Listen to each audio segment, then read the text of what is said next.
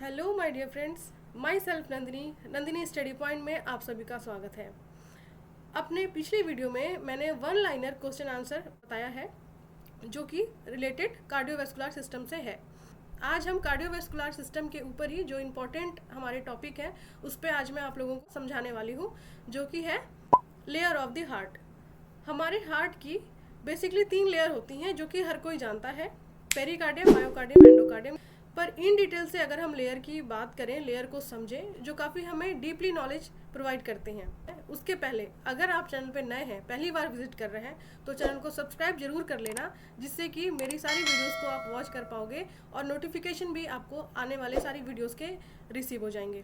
तो बढ़ते हैं हम आगे अपने टॉपिक की तरफ, जो कि है लेयर ऑफ हार्ट। हार्ट की जो पहली लेयर होती है और आउटर मोस्ट लेयर होती है उसे हम पेरिकार्डियम बोलते हैं। पेरिकार्डियम को अदर नेम में हम एपिकार्डियम के नाम से भी जानते हैं।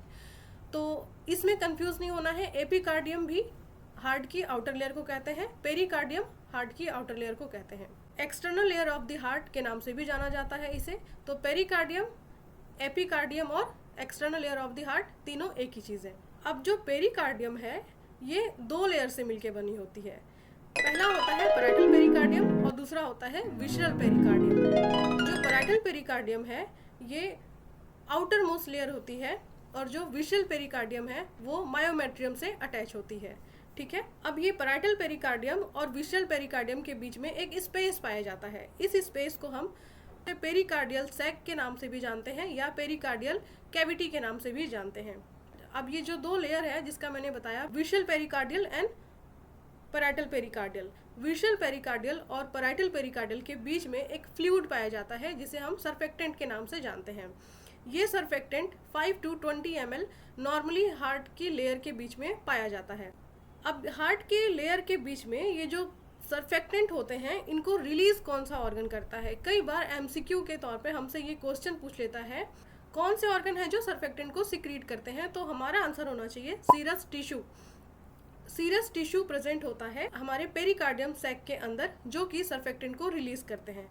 अगर ये सरफेक्टेंट नॉर्मल वैल्यू से ज़्यादा हो जाए तो क्या कॉज करते हैं? ऐसे भी क्वेश्चन पूछा जा सकता है। फ्रेंड्स, नॉर्मल जो सरफेक्टेंट की वैल्यू है वो है 5 to 20 ml। अगर किसी कंडीशन में हमारे हार्ट के लेयर के बीच में अगर सरफेक्टेंट की वैल्यू ज़्यादा हो जाती है तो हम उसे एक टर्म देते हैं acute cardiac tamponade. So what is acute cardiac tamponade? Acute cardiac tamponade parietal pericardial and visceral pericardium के बीच में जो सरफेक्टेंट पाए जाते हैं उनकी वैल्यूम अगर 5 ml to 20 ml से बढ़ करके यानी कि मोर देन 20 ml देखा जाए तो उसे हम टर्म देते हैं एक्यूट कार्डियक टेम्पोनेंट। और वहीं पे हमारे पास एक दूसरा टर्म भी है, क्रोनिक कार्डियक टेम्पोनेंट। ये क्रोनिक कार्डियक टेम्पोनेंट क्या होता है? यहाँ पे डेफिनेशन समझना ये है कि अगर सरफेक्टेंट की वैल्यू मोर देन 50 ml हो जाए उसे हम टर्म देते हैं क्रोनिक कार्डियक टेम्पोनेंट। अब हमारे हार्ट के लेयर में सरफेक्टेंट इंक्रीज क्यों होते हैं? इसके पीछे 2 रीज़न होता है।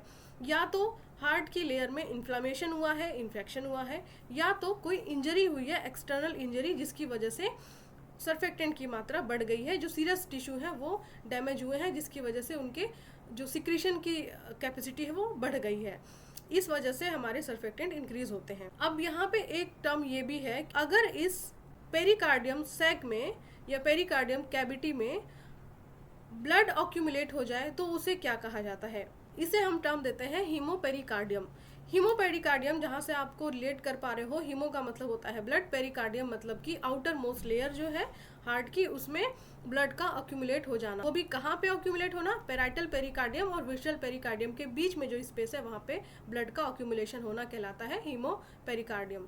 आई होप आपको ये आउटर मोस्ट लेयर पेरिकार्डियम से रिलेटेड जितनी चीज़ें मैंने बताई है वो आप क्लियरली समझ चुके होंगे।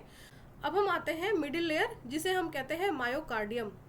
मायोकार्डियम हार्ट की बहुत ही इंपॉर्टेंट लेयर होती है। ठीक है, अगर कभी एग्जाम में पूछता है कि most important layer of the heart, तो हमारा आंसर होना चाहिए मायोकार्डियम। अब मायोकार्डियम इंपॉर्टेंट लेयर क्यों कही जाती है ये भी मैं आगे पॉइंट में बताने वाली हूँ।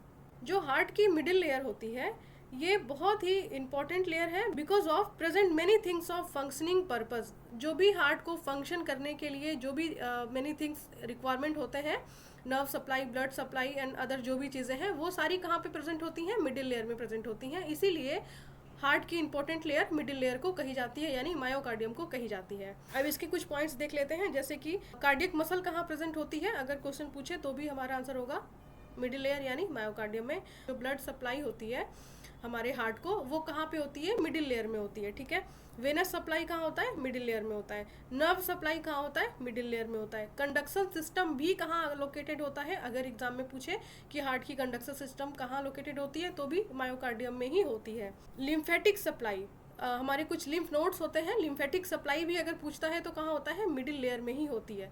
तो इसीलिए ये इंपॉर्टेंट लेयर मानी जाती है, ठीक है। तो इसमें मिडिल लेयर में हम सिर्फ इतनी ही चीज़ें जानते हैं कि जितनी भी आपकी blood supply, nerve supply, conduction system, जो भी चीज़ें हैं वो सब मिडिल लेयर में प्रेजेंट होती हैं। नेक्स्ट हमारा जो पॉइंट है वो है थर्ड, यानी कि inner layer of the heart. Endocardium जो लेयर है वो एपिथेलियल टिश्यू की बनी होती है। कई बार एक छोटा सा भी ऐसे हमें पूछ देता है कि एंडोकार्डियम किस लेयर से बनी होती है, तो हमें पता होना चाहिए कि एपिथेलियल टिश्यू की बनी होती है एंडोकार्डियम लेयर, ओके। और कभी ऐसे अगर एग्जाम में पूछ दे कि ऐसी कौन सी लेयर होती है जो सीधा ब्लड के टच में होती है, हार्ट की ऐसी कौन सी लेयर होती है जो सीधा ब्लड के टच में होती है, तो भी आंसर होना चाहिए generally endocardium. Endocardium inner most layer होती है, इसलिए ये ब्लड से टच में होती है। आई होप ये छोटी सी जानकारी आप लोगों को अच्छी लगी होगी, नॉलेजेबल होगी। और अगर आपको वीडियो पसंद आए तो अपने फ्रेंड्स, अपने स्टूडेंट जो आपके साथ पढ़ रहे हो, उन तक भी शेयर जरूर करना। फिर मिलेंगे ऐसे ही इंपॉर्टेंट टॉपिक के साथ, तब तक के लिए टेक केयर, बाय बाय।